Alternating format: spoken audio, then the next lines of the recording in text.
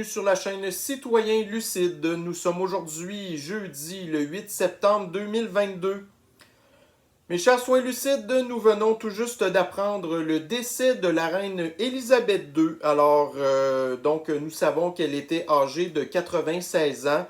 Elle a été pas mal toute sa vie en relative bonne santé, mais on savait ces derniers temps que en fait, là, sa santé n'était pas très très bonne et on avait su aussi de ça peut-être 2 mois environ, quelque chose comme ça, que la reine avait eu la sniffles et que c'en était une aussi qui avait été beaucoup thérapigénisée en fait, là. Mais en tout cas, je pense que d'une manière ou d'une autre, elle est tout simplement décédée de sa belle mort, comme on peut dire. Alors, je sais qu'il y a beaucoup de citoyens lucides qui vont se réjouir de cette nouvelle-là. Écoutez, moi je vous dirais personnellement, écoutez, je suis pas un monarchiste du tout, là. Par contre, bon, moi en tout cas, j'ai jamais rien eu vraiment contre la reine Élisabeth II. Puis là, regardez, je veux pas nécessairement faire un gros débat là-dessus. De toute manière, maintenant, elle est décédée, ok? Moi, ce que je peux dire, par contre, c'est que la reine Élisabeth II, écoutez, c'était un petit peu plus une potiche que d'autres choses, là. On sait que la royauté aux États-Unis, excusez, en fait, au Royaume-Uni, c'est plus ce que c'était avant, là, où c'était le roi qui décidait tout, puis patati patata. Puis là, parlez-moi du Commonwealth ou peu importe, là, tu sais, c'est pas la reine qui décidait ce qui se passait au Canada, whatever, ok? Comme je vous dis, je veux pas lancer un débat là-dessus. Par contre, moi, ce qui m'intéresse, c'est plutôt la relève. Alors, qui va prendre la place de la reine Élisabeth II? Alors, pour les gens qui ne savent pas vraiment, en fait, de la manière que ça fonctionne, c'est que c'est automatiquement le prince Charles qui va devenir le roi d'Angleterre, ok? Alors, pour les gens qui ne le connaissent pas vraiment, bon, c'est sûr qu'on sait l'histoire un petit peu de la princesse Diana, puis ce genre de choses-là, là, ça c'est du patinage un petit peu comme la royauté est habituée de nous donner, là. Mais moi, c'est plutôt, ça va être de voir, comparativement à Elisabeth, en fait, qui était beaucoup moins politisée, si on peut dire, même que le pape actuellement, ok, la reine Élisabeth II, écoutez, c'est quoi qu'elle faisait en fait? Elle faisait des petites sorties, des petites affaires comme ça, puis grosso modo, elle décidait pas grand-chose, là, c'était beaucoup le premier ministre, en fait, là, du Royaume-Uni qui prenait les décisions, là. Alors, on a vu ça, entre autres, là, à la Deuxième Guerre mondiale. Je me souviens plus c'était quel roi qui était là, mais grosso modo, c'était Winston Churchill qui décidait pas mal tout, puis le premier ministre, il faisait pas grand-chose, ok? Fait que ça avait un petit peu continué comme ça sous le règne d'Élisabeth II, en fait. Mais là, l'histoire, c'est que le prince Charles, qui va devenir le roi Charles, en fait, lui, on le sait qu'il est beaucoup plus politisé, ok? Alors là, pour les gens qui dénoncent les théories du complot, qui disent qu'on est des complotistes et ce genre de choses-là, écoutez, là, nous savons que le prince Charles, maintenant, le roi Charles, était entré, en fait, là, dans le Forum économique mondial par-dessus la tête, ok? C'est un roi qui est extrêmement, en tout cas, là, je parle déjà comme ça, là, mais c'est un roi qui est extrêmement woke, ok? Lui, qui croit dur comme fer aux histoires de réchauffement climatique et ainsi de suite. Et comme je vous disais, en plus, c'est un disciple qui fait partie, en fait, là, du culte là, du Forum économique mondial. Alors, on sait très bien, avec l'histoire de la pandémie en 2020, une des premières personnes, en fait, qui ont révélé l'existence là, du Grand Reset, ça a été là, le prince Charles, ok? Alors, nous avons ici, directement, sur le site du Forum économique mondial, nous avons ici là, le gourou Klaus Schwab ainsi que son disciple Prince Charles, en fait, là, qui nous parle là, du Grand Reset, ok? Et que là, ensuite, il y a un podcast. Donc, si jamais ça vous intéresse, j'en doute, là, mais en tout cas, vous pourrez aller directement sur le site du Forum économique mondial et voir qu'est-ce que le prince Charles avait à dire sur le sujet. Alors, nous avons bien sûr les médias qui vont dire « Bon, voyez-vous, citoyen lucide, c'est un complotiste, là. Il n'y a aucune caste, là, des mondialistes ou une espèce d'élite qui veut diriger le monde, là. » Alors, si vous ne croyez pas que le Forum économique mondial est une source fiable d'informations, eh bien, je vous en ai sorti plusieurs ici, là, des médias qui sont considérés des médias de la gauche, en fait, qui sont des médias qui sont reconnus mondialement et qui disent exactement, donc ici dans le Yahoo News, le prince Charles, en fait, appelle les leaders mondiaux, OK, à apprendre de la pandémie de Sniffles et que maintenant, nous ne devons plus gaspiller de temps. OK, alors si pour vous, c'est pas assez clair, donc j'ai ici maintenant un article du Télégraphe. Donc ça, c'est un média de gauche là, du Royaume-Uni qui nous dit en fait que le prince Charles va lancer le projet du Grand Reset pour reconstruire une planète là, grâce en fait à la pandémie de Sniffles. OK, si vous n'êtes pas encore satisfait, j'ai ici le CNBC. Donc ça, c'est un média de l'extrême gauche des États-Unis. Alors nous avons ici la crise de la Sniffles peut présenter une occasion en or en fait pour repartir l'économie selon les dires là, du prince Charles. Ensuite, si vous n'êtes pas encore content, vous avez ici le Reuters. Donc ça, c'est une agence de médias de l'extrême gauche là.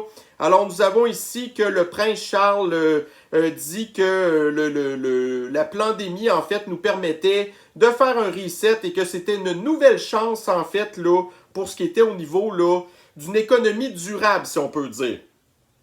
Ensuite de ça, nous avons ici The Guardian, un autre média de la gauche qui est entre autres financé par des mondialistes, là, je me souviens plus de Guardian, c'est qui finance ça, là? C'était-tu Bill Gates? Je pense que Bill Gates, entre autres, a beaucoup d'investissements dans The Guardian.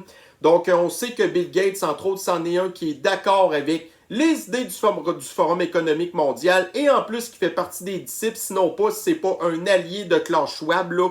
Alors, nous avons ici un média de Bill Gates qui nous dit que la pandémie, c'est une chance de pouvoir, repartir à zéro l'économie mondiale, selon le prince Charles.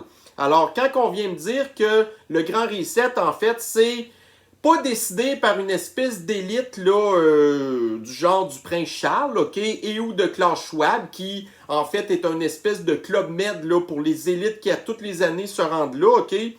Ben là, en tout cas, bref. Alors moi, écoutez, puis là, si vous n'êtes pas certain non plus que le prince Charles, en plus du fait de croire que l'histoire là, le techno-néo-communisme là, du Grand Reset, en fait, il n'y a pas seulement ça, OK? Alors, on sait en fait que le prince Charles, là, le roi Charles maintenant, c'est un très, très grand activiste, en fait, là, l'histoire du réchauffement climatique, OK? Alors, entre autres, lui, sur sa maison, je sais pas trop, là, il fait de l'agriculture biologique, puis ce genre de choses-là. Là, j'avais déjà vu un documentaire qui parlait de ça, entre autres, là. Et nous avons ici un article là, du Veg News, là, je sais pas trop, c'est une espèce de média vegan, whatever, là. Alors, on apprend ici que le prince Charles, le roi Charles, en tout cas, bref, qu'il se contentait, là, en fait, qu'il avait 2 jours dans la semaine. Bon, puis on ne sait pas s'il a changé depuis ce temps-là, mais ça, c'était en 2020, 2021, en tout cas. Il disait que 2 jours dans la semaine, là, qu'il ne mangeait plus de viande, en fait, pour combattre les changements climatiques. Alors, j'ai ici un autre article là, du yo.zdo, je sais pas trop, là. Alors, comme quoi que le roi Charles, en fait, là, il faisait la promotion du régime vegan. Alors, on sait ce que c'est le régime vegan, en fait, c'est de s'affaiblir, OK? Il n'y a rien de plus mauvais pour la santé humaine, en fait, qu'un régime vegan. Alors, vous avez ce truc-là. Et un petit peu plus tard, ben là, vous savez que la monarchie, en fait, c'est tout le temps une question de chicane, là. Alors, vous avez ici la princesse Anne, là, dans un article du Daily Mail, qui était complètement en désaccord, en fait, avec la vision du prince Charles concernant, en fait, là, le véganisme et l'histoire du changement climatique, là, que c'était une bonne affaire, bref, de devenir vegan pour pseudo-sauver la planète. Alors, en tout cas, bref. Donc, tout ça pour dire que ce qui va être à suivre maintenant, ça va être de voir si le prince Charles, maintenant, qui devient le roi Charles, s'il va maintenant avoir une visibilité publique là, beaucoup plus grande, en fait, que la reine Elisabeth, là, qui se limitait tout simplement à faire des sorties, faire des petits tatas, puis des sourires, ainsi de suite, là. Mais là, ici, on va maintenant avoir là, le roi Charles qui va avoir là, les clés du royaume, en fait, là, et qui, on sait très bien d'ailleurs que Klaus Schwab dit qu'on a infiltré des gouvernements de partout dans le monde, patati patata. Ben là, maintenant, vous allez avoir un des disciples, un des alliés majeurs du Grand Reset qui va maintenant pouvoir probablement utiliser sa tribune pour essayer d'avancer encore là, tu sais, le techno-néo-communisme, après ça, les histoires du changement climatique. D'ailleurs, on voit très bien comment ça va en Angleterre présentement, là, qui sont, tu sais, la grosse crise énergétique. Ensuite de ça, vous avez la crise alimentaire aussi. Vous avez la crise économique, ce genre de choses-là. Alors lui, il va essayer de dire, bon, voyez-vous, justement, on a besoin de ces espèces de crises-là pour implanter le communisme, là. Alors, je suis pas certain que la population, anglaise va vraiment supporter ce genre d'idée-là, là. Mais, en tout cas. Et puis l'autre chose aussi, c'est que ça va être de voir certaines personnes qui, on sait que si on revient ici au Québec, entre autres, là, vous avez, Fasciste Legault qui, lui aussi, défend ça, l'histoire du Grand Reset, OK? Mais là, quand que vous allez avoir des gens qui font partie de la monarchie, OK? Qui vont dire, OK, on doit faire le Grand Reset et patati patata, ça va être un petit peu comique de voir des gens comme François Legault qui vont dire, oui, écoutez, on doit suivre, en fait, les directives là, du roi Charles, la monarchie anglaise, là, qui l'a passé toute sa vie, en fait, là, à cracher dessus. Mais là, maintenant que le roi Charles va dire ce genre de choses-là, et qu'on va voir François Legault qui va dire « Ah, maintenant, le roi Charles, c'est quelqu'un de bien, et ainsi de suite. » En tout cas, alors, grosso modo, mes chers soins lucides, c'est un petit peu ça. Alors, pour les gens qui se réjouissent là, du décès de la reine Élisabeth II, qui, comme je vous disais, n'était qu'une espèce de rôle protocolaire, si on peut dire, un petit peu comme ici au Canada, le gouverneur général, et ou au Québec, le lieutenant-gouverneur général, là, lieutenant-gouverneur, en tout cas, whatever, qui servent pas à grand-chose, OK? Mais là, lui, le prince Charles, en fait, qui est très, très politisé, OK? Qui est très, très extrémiste et très radical dans ses idées.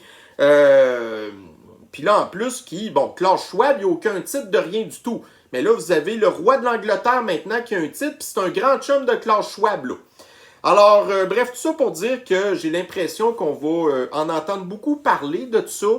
Et puis là, vous allez avoir les médias qui vont être encore plus dans le trouble, en fait, parce que là, nous, on est capable de savoir que le prince Charles, en fait, là, qu'il est dans le complot, si on peut dire. Mais là, c'est plus un complot parce qu'il en parle. Il en parle, voyez-vous, je vous en ai donné plein de preuves dans des médias de l'extrême gauche, OK, qui nient des complots, mais qui nous parlent de ces gens-là qui veulent tout refaire le monde au complet. Alors, bref, c'est ça. Donc, moi, personnellement, je le sais que le roi d'Angleterre n'a pas vraiment de pouvoir, mais ça reste que maintenant, ça va être un porte-parole quand même très puissant des idées, en fait, des mondialistes et ainsi de suite, là. Alors, c'est ça. Donc, avant de vous réjouir trop vite, pensez maintenant qui va prendre la relève. Est-ce que ça va être mieux? Personnellement, j'en doute fortement. Alors, mes chers soins lucides, eh bien, c'était ce que j'avais à dire sur le sujet. Si ça vous intéresse, ce soir, je serai sur le podcast de Radio La Chine. C'est une première. Ce soir, nous allons avoir une invitée qui s'appelle Laura, que je ne connais pas, en fait. C'est Peter qui la connaît. Alors, j'ai très hâte de voir, en fait, qu'est-ce qu'elle va avoir à nous dire. Je trouve ça intéressant aussi d'avoir maintenant un point de vue là, féminin, si on peut dire, sur toutes nos histoires là, de société qui nous arrivent. Surtout que, on sait qu'au Québec, les femmes de droite, si on peut dire, là, il n'y en a pas tant que ça nécessairement. Qui sont, entre autres, là, dans des podcasts, ce genre de choses-là. Bon, c'est sûr qu'il y a toujours la gang, entre guillemets, des complotistes de Montréal, là, mais là, dans ce cas-ci, tu sais, de pouvoir avoir quelqu'un comme Laurent, en fait, là, sur Radio La Chine, j'ai vraiment très hâte de voir ce qu'elle va avoir à nous dire. Alors, sur ce, mes chers soins lucides, eh bien, on se donne rendez-vous ce soir à 8h. Et puis, c'est ça. Donc, avant de trop vous réjouir en rapport avec la reine Élisabeth II, pensez-y à 2 fois. Alors sur ce, je vous souhaite une excellente journée. On se reprend très bientôt. Bye bye.